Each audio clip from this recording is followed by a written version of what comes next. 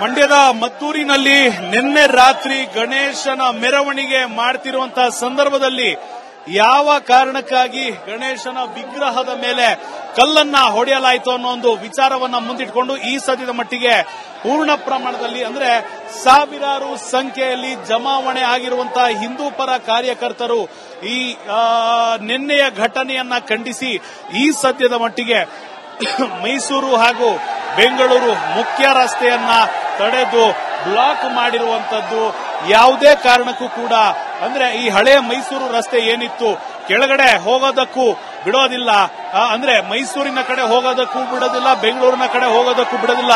ನ್ಯಾಯ ಸಿಗುವವರೆಗೂ ಈ ಒಂದು ಹೆದ್ದಾರಿಯನ್ನ ಬ್ಲಾಕ್ ಮಾಡುವಂತ ಎಚ್ಚರಿಕೆಯನ್ನ ನೀಡಿರೋದರ ಜೊತೆಗೆ ಈಗ ವಾಪಸ್ ಐಬಿ ಕಡೆ ಮುತ್ತಿಗೆ ಹಾಕುವಂತಹ ಕೆಲಸಕ್ಕೆ ಸಾವಿರಾರು ಸಂಖ್ಯೆಯಲ್ಲಿ ಜಮಾವಣೆಯಾಗಿರುವಂತಹ ಹಿಂದೂ ಕಾರ್ಯಕರ್ತರು ಹೋಗ್ತಿರುವಂತದ್ದು.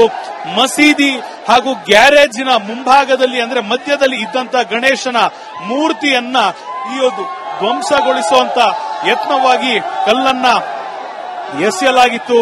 ಇದನ್ನ ವಿರೋಧಿಸುತ್ತಿರುವಂತ ಮದ್ದೂರಿನ ಸಾವಿರಾರು ಜನರು ಈಗ ಮೈಸೂರು ರಸ್ತೆಯನ್ನ ಬ್ಲಾಕ್ ಮಾಡಿರುವಂತದ್ದು. ನೇರವಾಗಿ ಈ ಸದ್ಯದ ಮಟ್ಟಿಗೆ ಮುಖ್ಯ ರಸ್ತೆಯಲ್ಲಿ ಒನ್ ವೇನಲ್ಲಿ ನಡೆದುಕೊಂಡು ಹೋಗ್ತಿದ್ದಾರೆ. ಇಡೀ ರಸ್ತೆಯನ್ನ ಬ್ಲಾಕ್ ಮಾಡಲಾಗಿರುವಂತದ್ದು. ಮತ್ತೊಂದು ಕಡೆಗೆ ಕಾನೂನು ಸುವ್ಯವಸ್ಥೆಗೆ ಧಕ್ಕೆಯಾಗದಂತೆ ಪೊಲೀಸರು ಮುಂಜಾಗ್ರತೆಯನ್ನ ತೆಗೆದುಕೊಳ್ತಿದ್ರು ಕೂಡ ಹೆಚ್ಚಿನ ಪೊಲೀಸರ ನಿಯೋಜನೆಯ ಅವಶ್ಯಕತೆ ಈಗ ಕಂಡು ಬರ್ತಿರುವಂತದ್ದು. ಸದ್ಯದ ಮಟ್ಟಿಗೆ ಪರಿಸ್ಥಿತಿ ಹತೋಟಿಯನ್ನ ಮೀರಿರುವಂತದ್ದು. ಈಗಾಗಲೇ 1 ರಿಂದ 2 ರೌಂಡ್ ಲಾಠಿ ಚಾರ್ಜ್ ಆಗಿದೆ. ಮುಂದೆ ಇದು ಕಂಟಿನ್ಯೂ ಆಗುವಂತ ಹೆಚ್ಚುವರಿ ಸಾಧ್ಯತೆಯೇ ಕಂಡು ಬರ್ತಿರುವಂತದ್ದು. ಸಾವಿರಾರು ಸಂಖ್ಯೆಯಲ್ಲಿ ಪೊಲೀಸರನ್ನ ನಿಯೋಜನೆ ಮಾಡಲಾಗಿದೆ. ಭಾಗವತ್ ಧ್ವಜವನ್ನ ಹಿಡಿದು ಹನುಮಂತನ ಒಂದು ಧ್ವಜವನ್ನ ಹಿಡಿದು ಕೇಸರಿ ಶಾಲ್ಗಳನ್ನ ಹಿಡಿದು ಈ ಒಂದು ರಸ್ತೆಯಲ್ಲಿ ಸಾವಿರಾರು ಸಂಖ್ಯೆಯಲ್ಲಿ ಹಿಂದೂ ಪರ ಕಾರ್ಯಕರ್ತರು ನುಗ್ಗುತ್ತಾ ಇರುವಂತದ್ದು. ನಿನ್ನೆ ಘಟನೆಗೆ ಸಾಕ್ಷಿಯಾದ ಅಷ್ಟು ವ್ಯಕ್ತಿಗಳನ್ನ, ಕಿಡಿಗೇಡಿಗಳನ್ನ, ಶಾಂತಿಯನ್ನ ಕದಡಿದ ಅಷ್ಟು ವ್ಯಕ್ತಿಗಳನ್ನ ವಶಕ್ಕೆ ಪಡೆಯಬೇಕು. ಇಲ್ಲವಾದರೆ ಈ ಒಂದು ಹೋರಾಟ ಕೇವಲ ಒಂದು ದಿನದಲ್ಲ, ಬದಲಾಗಿ ಅನೇಕ ದಿನಗಳ ಕಾಲ ಮುಂದುವರಿಯುತ್ತೆ ಅನ್ನೋ ಒಂದು ಎಚ್ಚರಿಕೆಯನ್ನ ನೀಡುತ್ತಿರುವಂತದ್ದು. ಇಲ್ಲಿರುವಂತ ಸಾವಿರಾರು ಜನರು ಮತ್ತೊಮ್ಮೆ ರಸ್ತೆಯ 2 ಭಾಗದಲ್ಲಿ ತೋರಿಸಿದ್ರು ಕೂಡ ಯಾವ ರೀತಿ ಜನರು ಬರ್ತಾ ಇದ್ದಾರೆ ಅನ್ನೊಂದು ಚಿತ್ರಣವನ್ನ ಕ್ಯಾಮರಾ ಪರ್ಸನ್ ಮಂಜುನಾಥ್ ತೋರಿಸ್ತಾ ಇದ್ದಾರೆ. ಈ ಮಾರ್ಗವಾಗಿ ಸಾಕ್ತಿದಂತ ಅಷ್ಟು ಪಾಲಿಸ್ತೀವಿ ಅಂದ್ರಲ್ಲ ಬಸವಣ್ಣನ ತತ್ವಗಳನ್ನ ಅನ್ಯ ಧರ್ಮ ಪಾಲಿಸ್ತಾರೆ ಅಂದ್ರಲ್ಲಪ್ಪ ಸಿದ್ದರಾಮಯ್ಯನವ್ರು ಮಾಡಿದಿನ ಬಸವಣ್ಣವ್ರ ತತ್ವಗಳನ್ನ ಪಾಲಿಸ್ತಾರ ಅನ್ಯ ಧರ್ಮದವರು.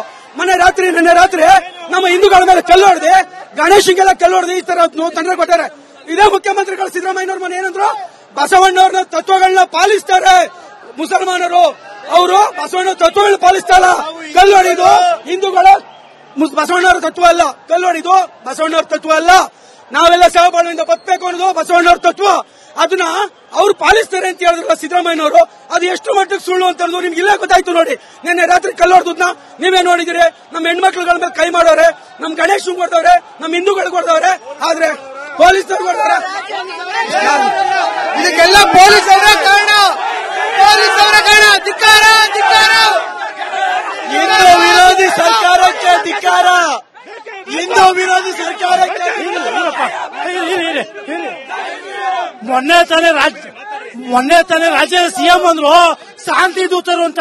ಅದೇ ಶಾಂತಿ ದೂತರು ಇವತ್ತು ಮಾಡಿರೋ ಅನಾಹುತ ಗೊತ್ತಾಯ್ತಲ್ವಾ? ಸಿದ್ದರಾಮಯ್ಯನವ್ರೆ, ನಿಮ್ ಓಟ್ ಬೇಕು ಅಂದ್ರೆ ಅವ್ರ ಮನೆಗೆ ಹೋಗಿ.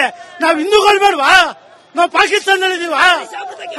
ನಿಮ್ ಸಾಬ್ ಓಟ್ ಮಾತಾಡ್ತಾರೆ, ಹಿಂದೂಗಳು ಓಟ್ ಹಾಕಿಲ್ವಾ ನಿಮ್ಗೆ? ಹಿಂದೂಗಳು ಓಟ್ ಹಾಕಿಲ್ವಾ?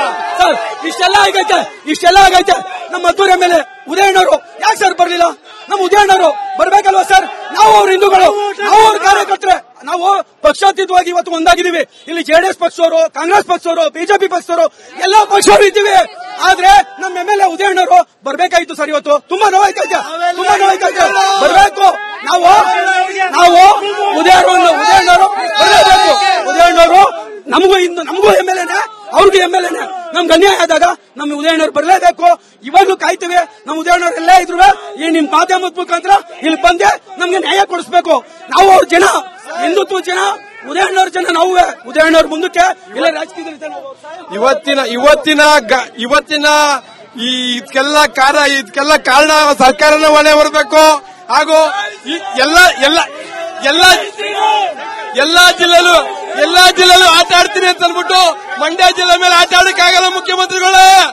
ಎಲ್ಲಾ ಜಿಲ್ಲೆಯಲ್ಲೂ ಆಟ ಆಡ್ತೀನಿ ಅಂತ ಅಂದ್ಬಿಟ್ಟು ಮಂಡ್ಯ ಜಿಲ್ಲೆಯಲ್ಲಿ ಆಟ ಆಡಕ್ಕಾಗಲ್ಲ.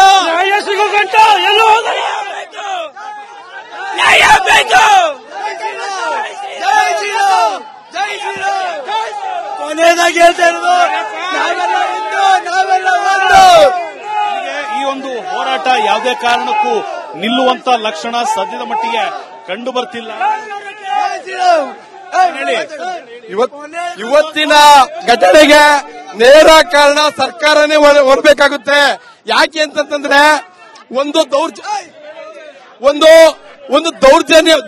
ದೌರ್ಜನ್ಯವನ್ನ ಜಾಸ್ತಿ ಮಾಡಿದ್ದಾರೆ. ನಾವು ಶಾಂತಿ ರೀತಿಯಿಂದ ಒಂದು ಗಣಪತಿ ಬಿಡ್ತಾ ಇದ್ದು ಈ ಸರ್ಕಾರನೇ ಹೊಣೆ ಈ ಗಲಾಟೆಗೆ ಒಂದು ಲಾಠಿ ಚಾರ್ಜ್ಗೆ ಅದೇ ಬರಬೇಕು. ಆಮೇಲೆ ಎಲ್ಲಾ ಜಿಲ್ಲೆಯಲ್ಲೂ ಆಟ ಆಡುವಂತ ಆಟನ ಮಂಡ್ಯ ಜಿಲ್ಲೆಯಲ್ಲಿ ಆಡಕ್ಕಾಗಲ್ಲ. ಸರ್ಕಾರಕ್ಕೆ ಹೆಚ್ಚಿಗೆ ಕೊಡ್ತಾ ಇದ್ದೀನಿ. ಮಂಡ್ಯ ಜಿಲ್ಲೆ ಜನತೆ ಶಾಂತಿ ಜನತೆ, ಮುತ್ತು ಜನತೆ. ಬಟ್ ಮೀರಿದಾಗ ಏನಾಗುತ್ತೆ ಹೇಳಕ್ಕಾಗಲ್ಲ. ನೇರ ಕಾರಣ ಅವರನ್ನ ಪೊಲೀಸರು ಒಂದ್ ಕಡೆ ಈ ಬಸ್ಗಳು ತೆರಳೋದಕ್ಕೆ ವ್ಯವಸ್ಥೆಯನ್ನ ಮಾಡಿಕೊಡ್ತಿರುವಂತದ್ದು, ಈ ಪ್ರತಿಭಟನೆಯ ಮೆರವಣಿಗೆ ಏನಿದೆ ಒಂದು ಮಾರ್ಗವಾಗಿ ತೆರಳಬೇಕು ಅಂತ ಮನವಿಯನ್ನ ಮಾಡಿ ಬಸ್ಗಳ ಓಡಾಟಕ್ಕೆ. ಇನ್ನು ನಮ್ಮ ಜೊತೆ ಮದ್ದೂರು ಎಂಎಲ್ಎ ಉದಯ್ ಕುಮಾರ್ ಅವರು ದೂರವಾಣಿ ಸಂಪರ್ಕದಲ್ಲಿದ್ದಾರೆ. ಸರ್ ನಮಸ್ತೆ. ಇವತ್ತಿನ ಈ ಘಟನೆಯ ಬಗ್ಗೆ ಏನ್ ಹೇಳ್ತೀರಿ? ನಿಮ್ಮ ಫಸ್ಟ್ ರಿಯಾಕ್ಷನ್ ಏನು? ಇದು ಘಟನೆ ನಡಿಬಾರ್ದಿತ್ತು. ನಮ್ಮ ಮದ್ದೂರಿನಲ್ಲಿ ಈ ತರದ ಯಾವುದೇ ಘಟನೆ ಕೂಡ ಹಿಂದಿನ ಇತಿಹಾಸದಲ್ಲಿ ನಡೆದಿರಲಿಲ್ಲ. ಆಕಸ್ಮಿಕವಾಗಿ ಘಟನೆ ನಡೆದಿದೆ. ನಾನು ನಿನ್ನೆ ತಾನೇ ಯುಕೆಗೆ ಬಂದೆ ನನ್ನ ಮಕ್ಕಳನ್ನ ಕಾಲೇಜ್ಗೆ ಅಡ್ಮಿಷನ್ ಮಾಡ್ಲಿಕ್ಕೆ.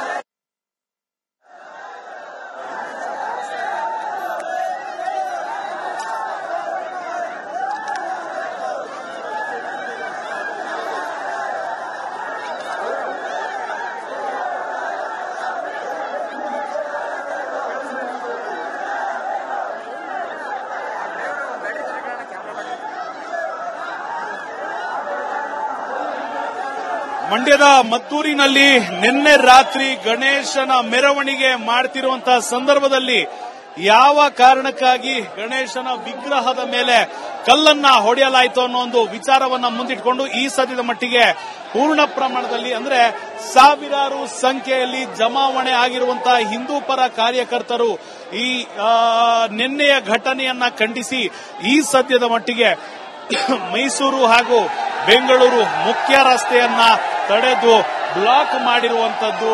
ಯಾವುದೇ ಕಾರಣಕ್ಕೂ ಕೂಡ ಅಂದ್ರೆ ಈ ಹಳೆಯ ಮೈಸೂರು ರಸ್ತೆ ಏನಿತ್ತು ಕೆಳಗಡೆ ಹೋಗೋದಕ್ಕೂ ಬಿಡೋದಿಲ್ಲ, ಅಂದ್ರೆ ಮೈಸೂರಿನ ಕಡೆ ಹೋಗೋದಕ್ಕೂ ಬಿಡೋದಿಲ್ಲ, ಬೆಂಗಳೂರಿನ ಕಡೆ ಹೋಗೋದಕ್ಕೂ ಬಿಡೋದಿಲ್ಲ.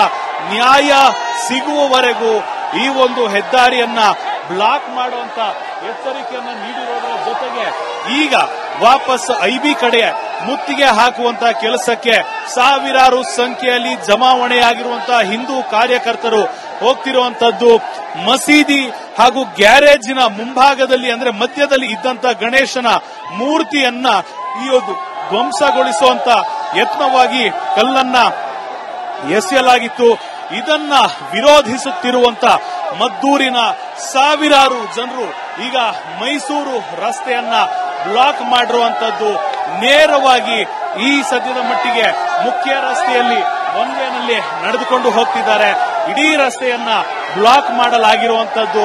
ಮತ್ತೊಂದು ಕಡೆಗೆ ಕಾನೂನು ಸುವ್ಯವಸ್ಥೆಗೆ ಧಕ್ಕೆಯಾಗದಂತೆ ಪೊಲೀಸರು ಮುಂಜಾಗ್ರತೆಯನ್ನ ತೆಗೆದುಕೊಳ್ತಿದ್ರು ಕೂಡ ಹೆಚ್ಚಿನ ಪೊಲೀಸರ ನಿಯೋಜನೆಯ ಅವಶ್ಯಕತೆ ಈಗ ಕಂಡು ಬರ್ತಿರುವಂತದ್ದು.